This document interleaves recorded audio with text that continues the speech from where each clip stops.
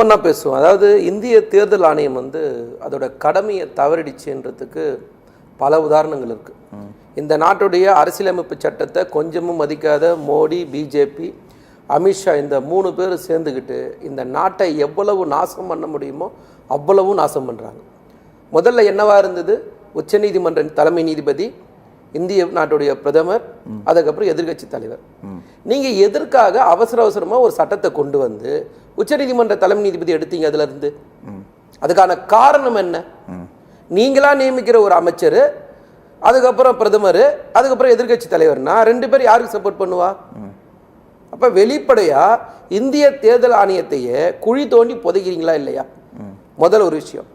நீங்க இந்திய தேர்தல் ஆணையம் மட்டும் இல்ல, எல்லா தன்னாட்சி பெற்ற அமைப்புகளையுமே நீங்க அழிச்சுக்கிட்டே இருக்கீங்க. கேள்வி நேரடியாக ஒரு குற்றச்சாட்டு. என்ன மாதிரியான குற்றச்சாட்டு? நீங்கள் ஆட்சிக்கு எங்கேயும் மக்கள்கிட்ட சந்தித்து மக்கள் உங்களுக்கு ஓட்டு போட்டு ஆட்சிக்கு வரல. இந்த நாட்டில் 277 எம்எல்ஏ விலைக்கு வாங்கி 5500 கோடிக்கு மேலே செலவு பண்ணி பல மாநிலத்தில் நீங்கள் ஆட்சியை பிடிச்சிருக்கீங்க. மறக்கவே கூடாது. எதுக்காக அவசர அவசரமாக மகாராஷ்டிராவுடைய தேர்தலை நீங்கள் தள்ளி வச்சிங்க? இத்தனை காலமாக மகாராஷ்டிரா தேர்தல் எப்படி நடந்தது?